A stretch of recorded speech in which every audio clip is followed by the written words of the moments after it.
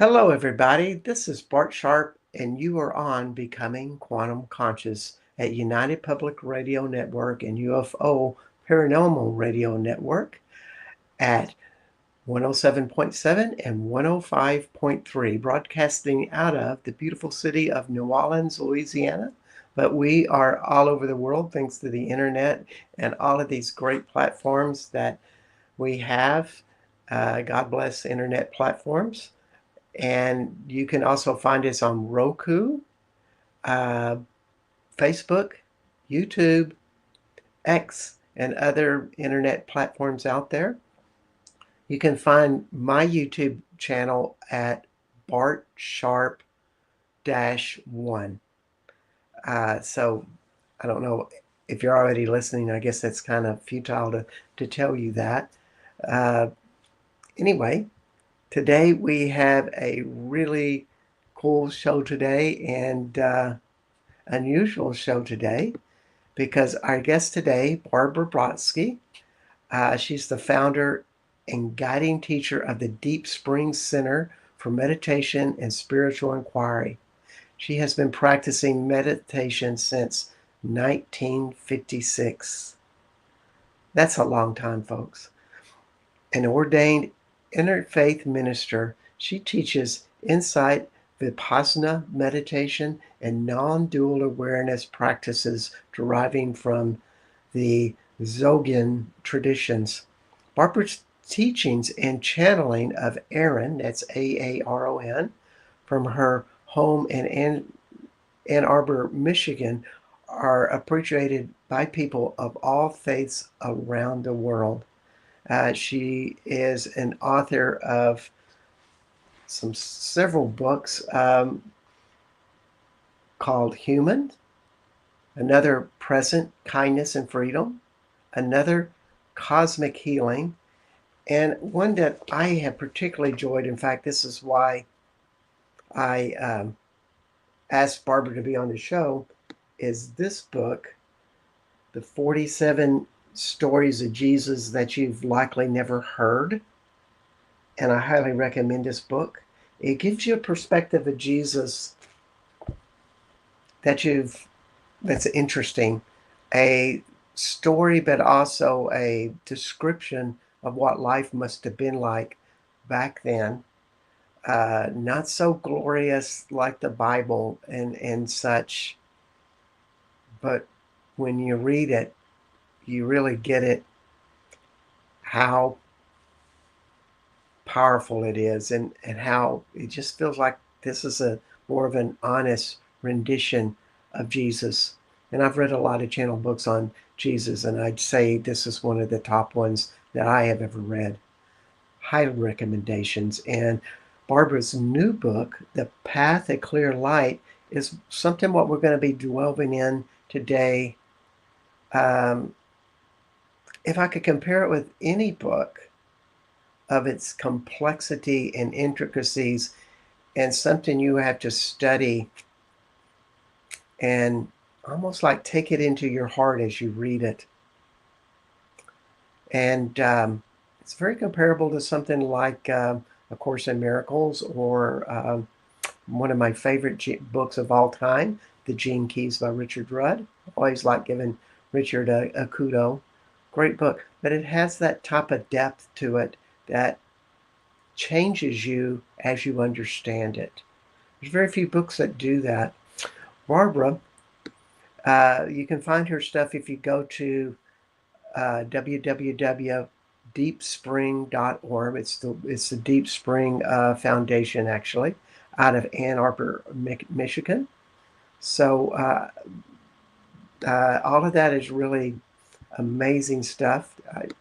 And this show is going to be a bit unusual in that Barbara is deaf. She lost her hearing as a mother during childbirth, and so it just doesn't seem to slow her down, because here she is channeling this a magnificent being, working on books, teaching classes, being a presence all over the world.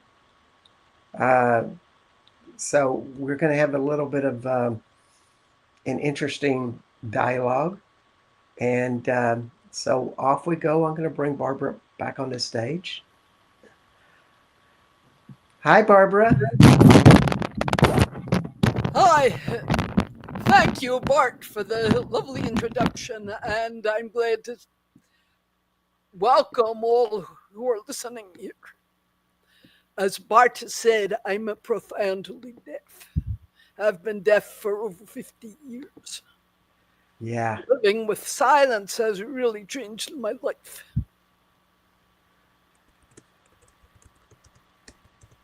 How how does deafness change your life? I lost my hearing when my first child was born.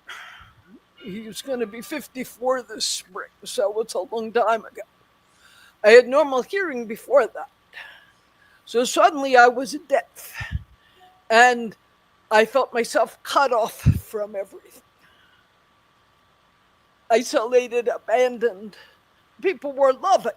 I've my husband and I will have been together 60 years this month. So loving husband, loving friends, but just this circle of deafness cut off. And it led me into a much deeper spiritual exploration of separation and non separation. Mm. I have been meditating since I was a teenager, but meditating to try to get things quiet in my life. Now I needed to go to a place of finding what is connected and how I get into this delusion of separation. And that set the foundation. Wow. So you have a new publication uh, where you and Aaron have channeled a book called The Path of Clear Light, Stepping Out of the Shadows. Can you tell us a little bit about that book? Just the overview. I've been speaking about it to the audience a little, but I leave it with you. I'd be happy to. I love this book. I love the way it came about. So let me tell you that first. I was out at my cabin in the woods for the summer. The first day, Aaron said, I'd like to channel a book this summer. I said, fine. Usually I would channel, it would be transcribed. He said, just sit at your computer and type what I'm saying. 1 page a day, maybe 2. But some pages only have a half dozen words. He said, do not go back and read what we said before. Next morning, sit down, I'll dictate to you, type it out, put it aside. Tomorrow, a little bit more. So it just poured forth from Aaron. Path of Clear Light. And this book is actually at this point 7 or 8 years old, and we're working on a new book, Path of Sacred Darkness, and the non-duality of light and darkness. What is sacred light? What is darkness? In a realm of no duality, how can we distinguish between light and darkness?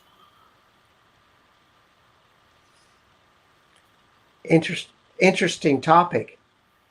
I think that darkness is just as important as the light in some ways. It doesn't mean evil, it just means darkness. Correct. Because there is no ultimate darkness. We talk about the ultimate, and in meditation, sometimes we can get into an experience of what the Buddha calls the unconditioned. He says in one sutra, monks, there is an unborn, undying, unchanging, uncreated. If it were not so, there would be no reason for our lives. This to me is as good a description as any of God. It doesn't matter what we call it. So I think of it as essence or source. This unconditioned, this source, must contain everything. It contains light, it contains darkness, it contains spaciousness and contraction, it contains fear, and it contains love. We look at the unconditioned essence, which is the light and the darkness, the love and the fear. And we don't say this is good or this is bad, simply this has arisen out of certain conditions: fear, hatred, anger. And when the conditions cease, this will cease, leaving us with the original light and love. And we can experience this in meditation, which is what's so beautiful. How I love that.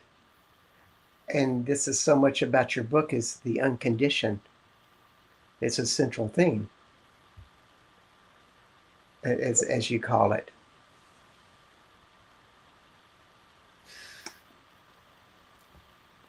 What? Let's see. So, how did coming up with a question?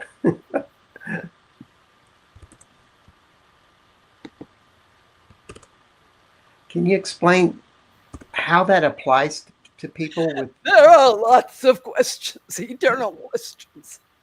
Okay. So, tell us more about the unconditioned, though, because that's such a important theme to the book. How do we practice to get there, to learn it? Thank you, Bart. Okay. At Deep Spring, we teach several basic practices, but the two central ones, one derives from Buddhism, Vipassana. The word Vipassana means see it, to see. Vipassana is a deeper see. And sometimes in our times called mindfulness, to be present with what has arisen into our experience. To stay present with it and watch, and if we watch it, it dissolves. A cloud blows it, then it's raining. Then the wind blows, the cloud blows away, the rain stops. We begin to see in meditation how everything in the conditioned realm arises when the conditions are present for it to arise. And when the conditions cease, it will cease. It arises, it passes away. It arises, it passes away. The challenge is that some of it is pleasant and some of it is unpleasant. When it's pleasant, we like it. That's fine. When it's unpleasant, we don't like it. That's fine too. When we don't like it, strong aversion arises and a sense of separation. Get this away from it. When it's pleasant and liking arises, if we go beyond liking, we move into grasping, and then we move into separation again. Yeah. It's at these places of separation that we create karma.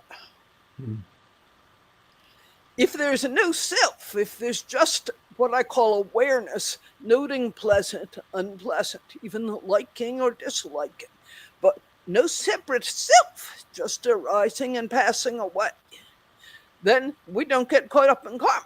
We don't keep repeating it. With our meditation practice, we can start to see the places where we habitually get stuck.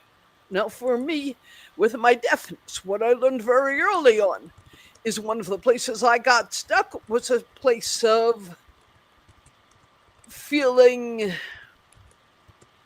unloved, imperfect, abandoned.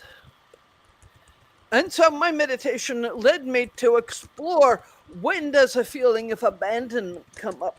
And then fear or grief and separation and trying to fix, trying to be loved. It's just all arising from conditions. When I come back to this central place in my heart, there's nobody that was ever loved or not loved, although it's happened a million times. There's no body, no separate self. It's Mhm. just moving through. And at that point of awareness, seeing how this myth arose that I could ever really be bad or conversely good, I just am. I'm present. I'm an expression of the divine, as you all. We are love. And when we start to know ourselves as love, we stop being so reactive to the things that are unpleasant in our life, to the things that have grabbed us and pushed us one way or another forever. Sending a question on the chat, and I will say it. Someone who has been verbally attacking me, and this is true, this is happening in my life, privately and publicly attacking me. How would I approach this using the tools of the unconditioned? Great question, Bart. First, you have to acknowledge this is happening in your life experience, and it's unpleasant and it's scary, and you don't want it. And then we have to move to compassion for ourselves and for the other person. The part of us that says, I should be okay with this. Well, why should I? It's scary, it's unpleasant. May I have compassion for myself. I can't have compassion for the other.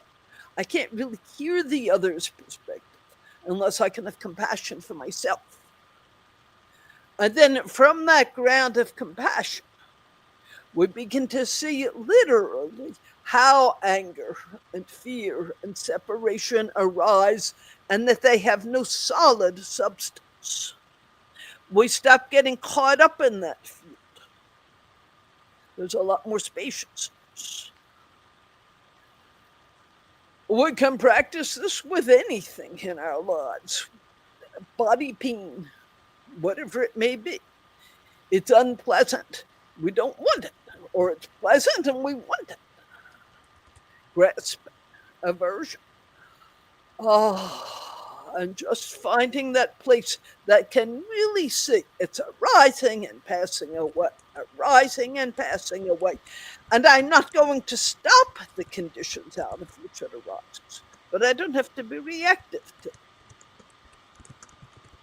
One of my books is called, one of Aaron's books is called No Chain at All. In Buddhism, there's something called a chain of dependent origination, which is what I've been talking about. Something arises, it's pleasant or unpleasant. If it's pleasant, liking and then grasping, unpleasant, disliking and strong aversion. And according to the Buddha, and it's true, this chain continues. But when we wake up to a certain point and cease knowing ourselves or believing ourselves to be this separated self, then there's no chain at all. The title of the book. You have to read the book to get the rest of it. Of course. I have another question I'm sending you. I Here don't we know go. where you're sending it, but if you say On it, chat, I'll just say it. in the chat.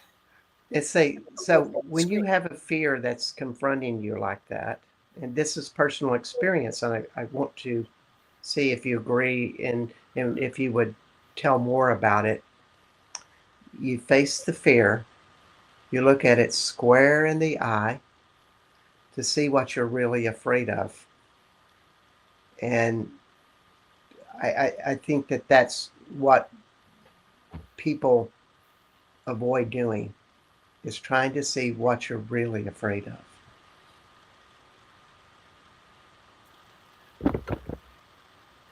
It's partly what we're afraid of, but even more the question, who is afraid? Over and over, Mm. I keep moving into the solid self. I'm sure you and most of the listeners have seen the movie Groundhog Day. He keeps finding himself in this solid self trying to fix it until finally he shakes loose from that and starts to see that it's just this collection of experience. That doesn't mean we don't exist, but what am I when I'm not busy being this personality self who is either afraid or determined not to be afraid, reactive or determined not to be reactive? Who am I?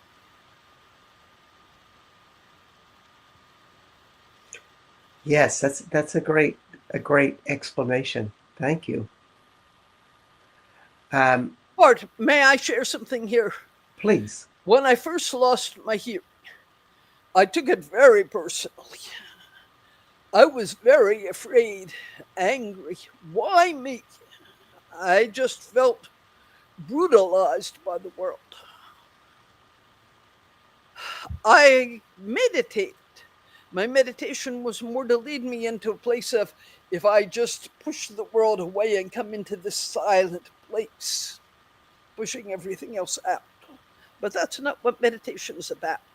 Meditation is about knowing our intimate connection with everything, not separation. So I prayed for help. And I don't know what kind of help I was expecting, but I was really suffering. I went into my living room to meditate early one morning, and I could see and feel the energy of somebody sitting there. It didn't wasn't somebody with substance, and yet I could see them. And of course I was startled. I got up, I went out to the kitchen. I thought either it's real or I'm hallucinating, and I'm not sure which one is more scary. I had a cup of tea. I went back into the living room. He was still sitting there. So I said, "Who are you and why are you there? Why are you here?" He said, "You asked for help. I'm here to help. How are you going to help me?" I couldn't hear him in my ears. I'm deaf. But I heard his thoughts. He said, "You asked for help. You're suffering. Let's start there." I said, "I'm suffering because I'm deaf." He said, "No, you're suffering because you're so angry at being deaf. And you allow the experience of deafness to bring you into this place of isolation, abandonment, and so forth. So let's just look at it." He changed my meditation, not just to try to quiet the mind, but what I've been explaining, to watch how objects arise into our experience, are pleasant or unpleasant, bring liking or disliking, grasping or aversion, this somebodyness, and how we move past all of that. It changed everything for me enormously. I knew nothing about channeling back then. A friend said to me, "Could I talk to him?" I said, "Sure." "Go ahead." She said, "Oh, I can't hear it." So Aaron was the name he gave me. Actually, the first name he gave me was just teacher. But then finally, Aaron. He said, "Just listen and say what you hear." Somebody said, "You're channeling." What's channeling? In those days, Bart, I was a sculptor. I taught sculpture at the university here, U of M. I loved my work. I wasn't looking to do anything else. But I found so many people coming and saying, "Can we talk to Aaron?" And clearly, this was my path to awaken. So it's been a great blessing to channel Aaron in this way. And everything I am sharing here is just what Aaron has taught me through these decades. Well, we're blessed to have Aaron in this world and blessed to have him talking with you. Uh, can you tell us a little bit more about Aaron before we have a channeled session with Aaron? Sure. He tells us in his final human lifetime in the 1500s, he was a Buddhist monk in Thailand. That was the lifetime in which he awakened. But before that, he has lived numerous human lifetimes, including, you mentioned, 47 stories. He was a man named Nathaniel in the time of Yeshua, Jesus. And he's mentioned in the Bible. Nathaniel was Jesus' slightly older, a few years older boyhood friend. And he comes into the Bible a couple of times. So he's lived a number of human lifetimes. He's at this point, there's no karma, there's nothing to draw him back into a new human incarnation. He chooses for various reasons, because, in part, just because I said, fine, I'm happy to do this, to speak through me. In the beginning, conscious channeling, and now trance channeling, which means I release my consciousness from the body. Aaron comes into the body, and there's literally here in my body. I'm not here. I have no idea what he's saying. I'm not present. So we have taught like this all over the world. Mm. He's what I call an old soul, with an intention to help us humans move from the place where we're kind of stuck, positive, negative, fear, love, self, emptiness, to help us find a deeper truth to our being, to understand why we're here and how to do what we came to do. He's an immensely loving being, very wise. And if he doesn't resonate for you, that's fine. Let it go. That's wonderful. We have a few comments. Uh, Julie Evans says evening, and Garden Goddess says amazing. That's an amazing story. Hey, ladies. Glad you're here. I wanted to. We're right at the midpoint, and Barbara will be channeling Aaron in a minute or so. But I wanted to let everybody know that I'm Bart Sharp, and you are on Becoming Quantum Conscious at United Public Radio Network and UFO Paranormal Radio Network at 107.7 and 105.3 out of the beautiful city of New Orleans, Louisiana. And our guest today is Barbara Brodsky, author of 47 Stories of Jesus. I think it's one of my top 10 books of the last 5 years. And I've read a lot of books. I like this book a lot. And her latest book, The Path at Clear Light. You can find Barbara at wellspring.org. So without any more hesitation, Barbara, would you be willing to bring in Aaron and share Aaron's wisdom? We had talked about this question. I'm just going to read it. How do you see yourself or others on this path of consciousness, helping to evolve their vibration of consciousness?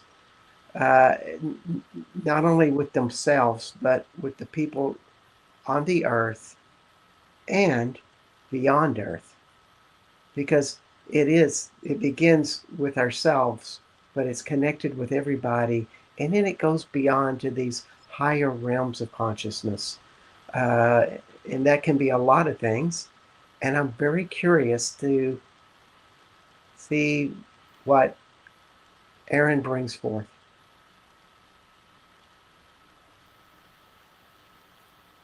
Thank you, Bart. Aaron will come in.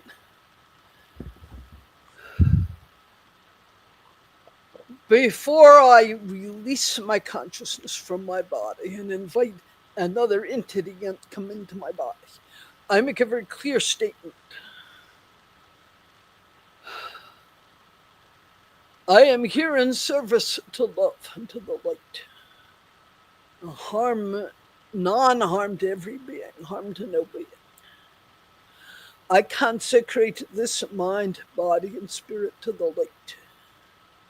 I open only to that which comes in service to love and intention to non-harm. So I make that as a very clear statement to help protect my body and to make sure that nothing negative comes into the body. This is a very important part of it. So I'm going to do that. Bart, I'm looking at your words on my screen. We are Deep Spring Center, not Wellspring. Deep Spring. Okay, So I'll change that. when we first were giving ourselves a name, I was looking at this deep spring that is not my deep spring, but the deep spring, the infinite deep spring of love. And to be a center that supports the opening into that deep spring. Deepspring.org.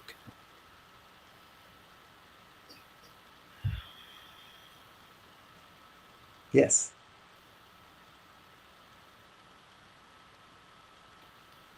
This is Barbara. Some of you may have a sense of when Aaron has come in, others will not. And some of you may think nothing happened. She's imagining it. That's fine.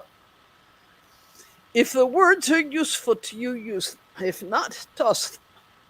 That's all that matters.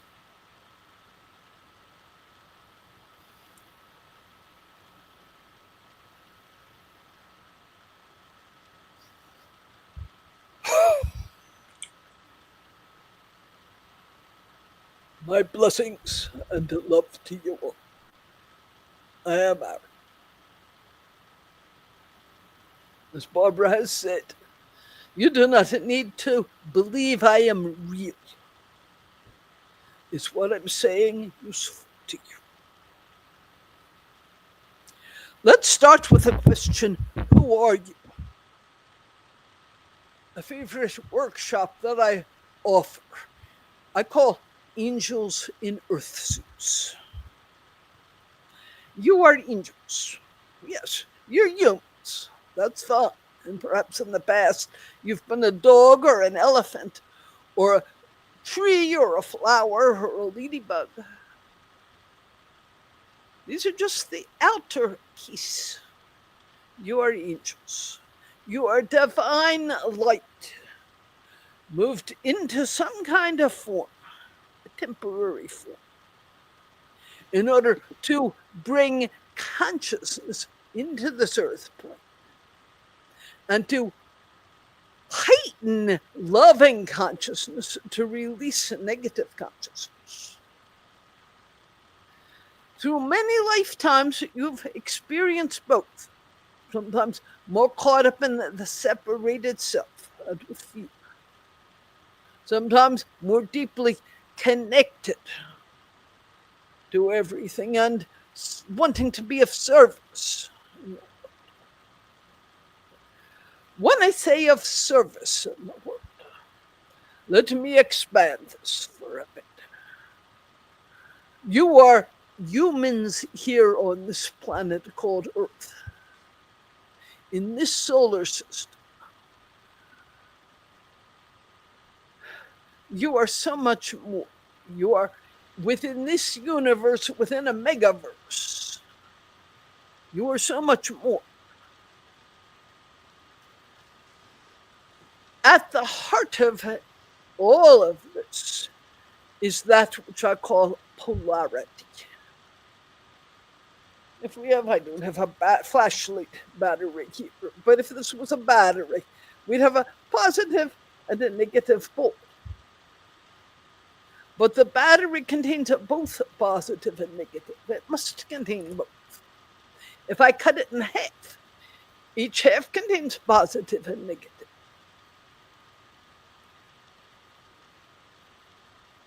as an awakened human, there will still be some negativity, but there will no longer be self-identification with it.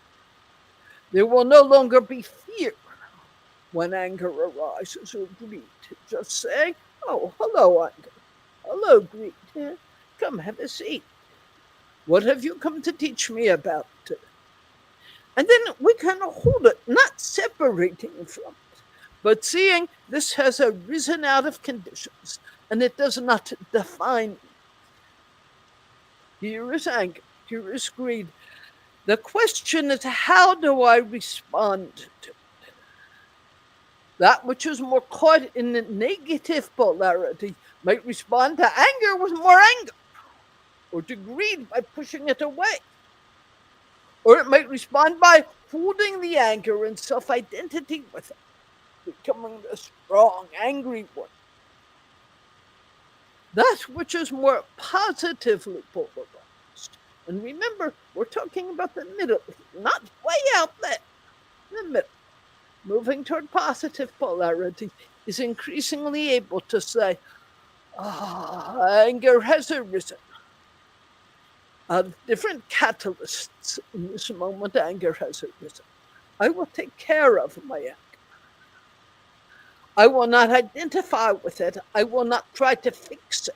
I will not enact it on others. I will hold space for it because it has no permanent reality. It has arisen from conditions. And when the conditions cease, it will cease. This is part of what I speak about in the Path of Clear Light and also in my book, Yum. Letting go of identity, of I am the good one or I am the bad one. Who are you? Your world right now is in a transition from what we call a third density into a higher density planet. And I'm not going to explain those terms. They're in my books, they're in many metaphysical books. The question is the world going to evolve into a higher density, positively polarized planet, or a higher density, negatively polarized planet? That of, let's just say, that which aligns itself with darkness, which draws its power from fear and hatred, would like the earth to evolve into negative polarity. You who are listening, I would guess that almost all of you, maybe all of you, are listening because you hold the intention to help Earth evolve into a positively polarized planet. To bring more love and light to the places of darkness, fear, greed, and hatred. And you keep doing that by compassion, by mindfulness, and by what I call resting in awareness. The simplest way I can define that phrase is to say, when a fear arises, that which is aware of fear is not afraid. This is not a denial that fear is present. Fear is the consciousness, the mundane consciousness. Who is this one, this expanded light being who is not afraid? Increasingly, you become able to rest in that essence of yourself without negating the reality that in this moment fear has arisen. It's okay that fear has arisen. You're not reactive to it. This goes into a much longer teaching of consciousness, mundane consciousness, supramundane consciousness. It's more than you need to know, more than I can talk about in the limited time we have. It's in many of my books. I would especially direct you to Barbara's book, Cosmic Healing, which is about her only healing and awakening journey. And she is not saying she's fully awakened, just on a path to awaken. And I would direct you to the Aaron Kuo dialogues, in which I spoke at great length over many sessions with my spirit friend Kuo. Some of you may be familiar with the raw material from Kalaruka. Kuo was channeled. Carla is no longer with us, but Kuo was channeled by Carla and is one step down from the higher energy of Ra. So Kuo and I became very good friends and had some wonderful dialogues about what is human existence about. Kuo looking at it from the perspective of a being who has never been human, and me from the perspective of a being who has been human many times. So those are a few of my favorite of our books. Bart, I could go on talking for hours. Perhaps I've answered your question sufficiently here. I am Aaron.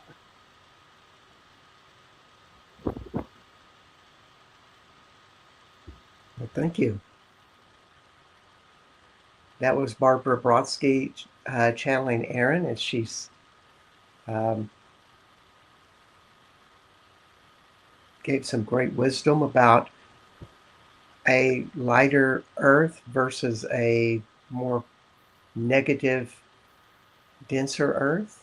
And we are on the crossroads of becoming one or the other. Did I I? am Aaron, and please be aware it's got to go one way or the other. Okay. Positive polarity or negative polarity. And that's not to the mic. That path is up to each of you. Yeah. This is why I am here. Because it is my belief and hope that there are enough of you choosing a positive polarity that the earth can move into this beautiful positive space. So, as an individual, we wish to create a space of unconditioned so great in us that we are not affected by we become that becomes our primary self. Negativity will always be around us, but we're so strong we're not responding to it. We just know it's there. And that builds something much greater in the world. That's one of the best ways we can promote a greater planet, a more positive planet.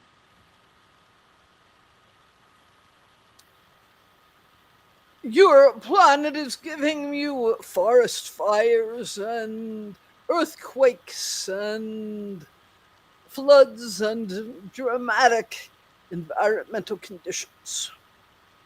Think of the forest fire. Think of the fire energy in you, the element of fire. Each being has all the elements within themselves. When the element of fire becomes high in you, when there's anger, what do you do with that? Do you pour it off on others and build up a more fire?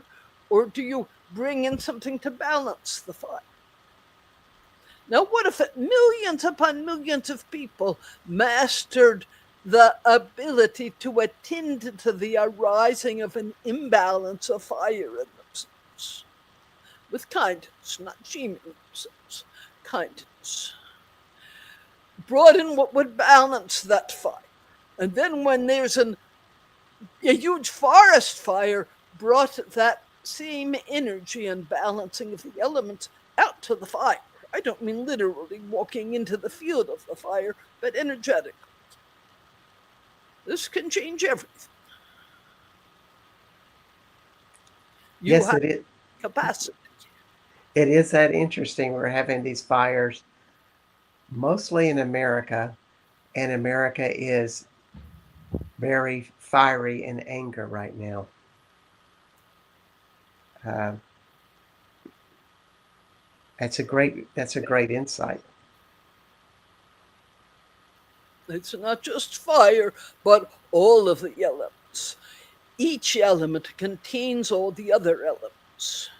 It's not Mm. just too much fire bringing water, but within the fire element itself, which you need. You can't live without fire element in yourself. But is that fire element balanced in terms of earth, air, fire, water, ether?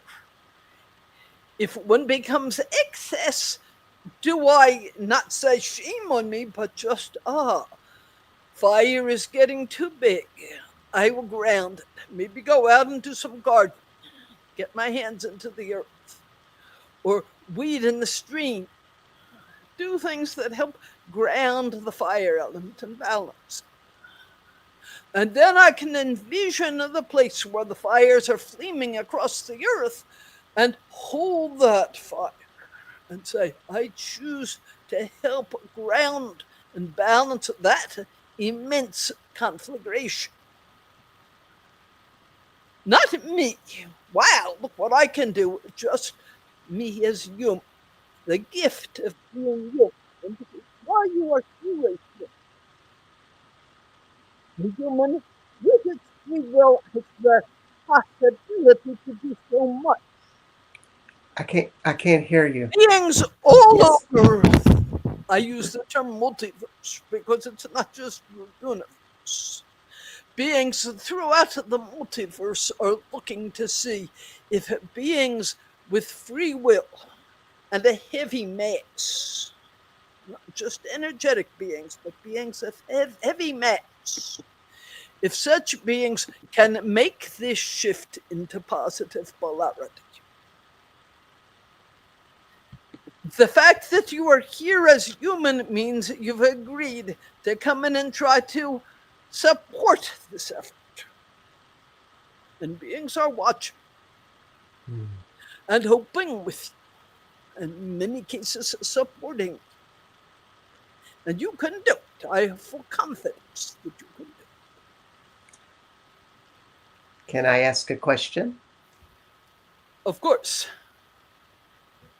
So to meditate and find that balance with all elements and such is one important strategy.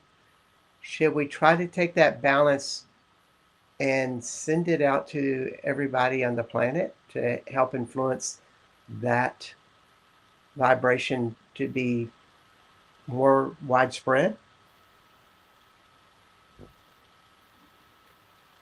not quite, but every being, from the tiniest one cell plant, every being has free will. You do not send so much as offer. You say, I hold this out as available to you if it will support your highest intentions and evolution. And if it says no, then you don't withdraw it. You just say, well, I'll hold it here. If you change your mind, it will be here. No force, always respecting each being's free will. Or else you simply become part of that negativity, which disrespects others' free will.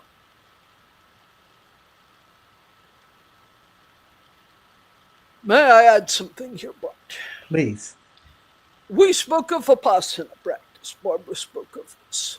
But we also teach pure awareness practice.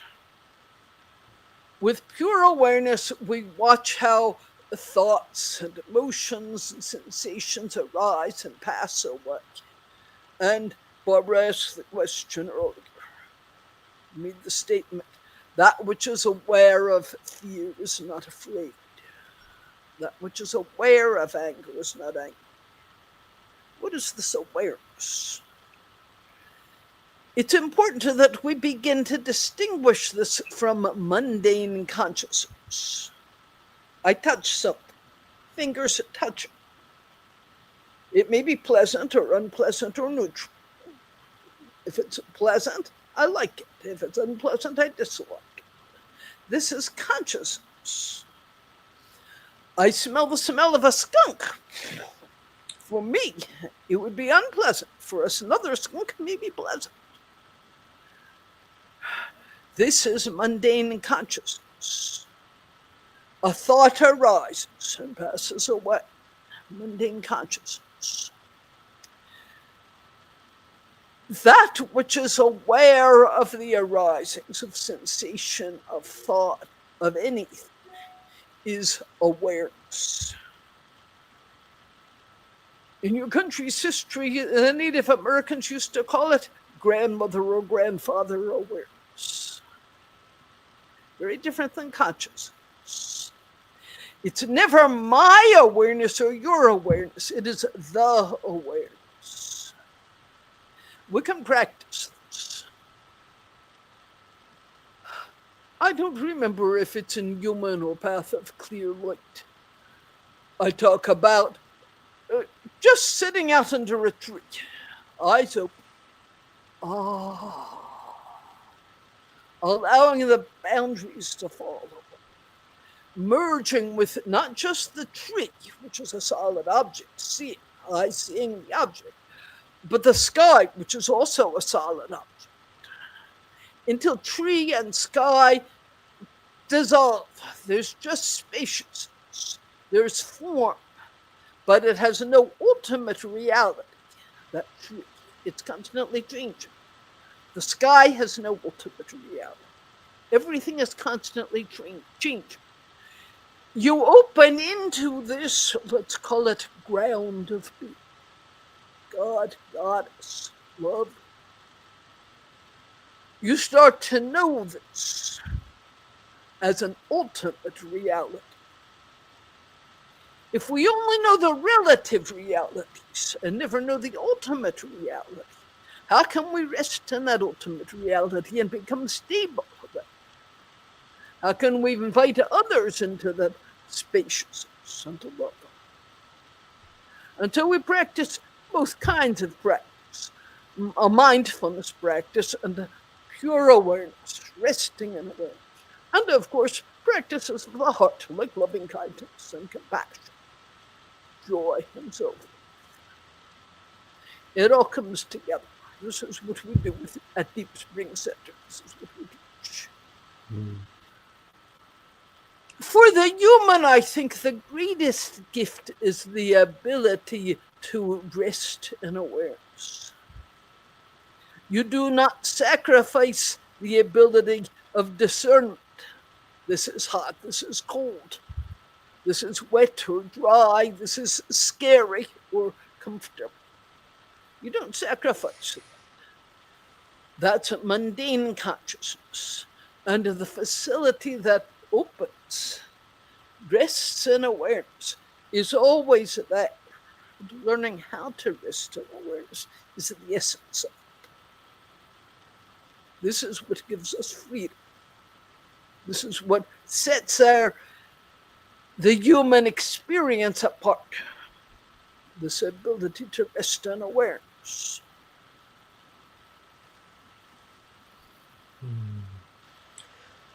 Thank you so much, Aaron. We're coming to the end of the show, and I'm so glad that, Aaron, you have come to us and shared these messages. Much gratitude to you.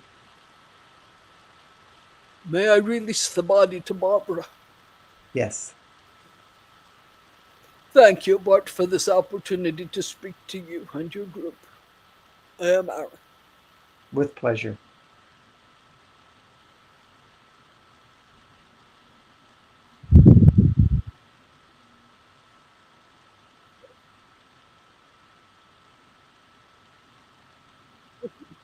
And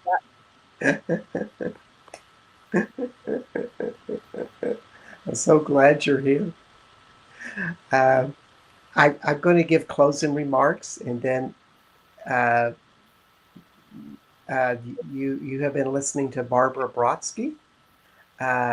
She is the author of her newest book, The Path of Clear Light, and my favorite book, 47 Stories of Jesus.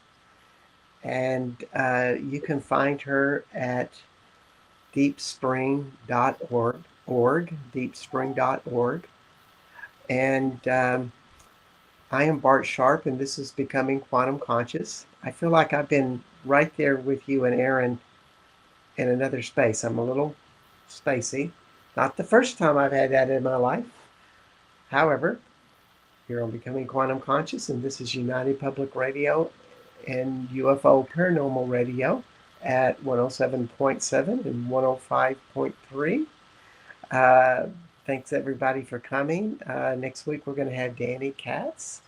And Barbara, would you just close the show with telling some of the things that you are doing or wish to share with everybody, and give us one little last bit of wisdom? And you got about 2 minutes. Thank you, Bart. If you go to the Deep Spring website, you'll see our list of classes and various offerings. There are some I don't know what you call them, just Aaron speaking on something that you can click on and listen to him. There are live classes, there are retreats and workshops. We have a workshop coming up in 2 weeks in which we'll be talking about some of the things we talked about today. And I think we have maybe 16 or 17 books. Some are available on Amazon and from Deep Spring. Take a look and see what you can find. I think they're all available on our archives. And the closing bit of, I don't want to call it advice, just love one another. Trust your capacity for love, because this is why we're here. And together we can change this earth. There's so much despair out there. There's so much pain. But together we can change the earth. Thank you. Thank you so much, Barbara. This is very heartfelt talk. Thank everybody, and we'll see you next week on Becoming Quantum Conscious. Many blessings to all, and thanks again to Barbara Brodsky, Aaron, and we'll see you next time. Until then, bye-bye.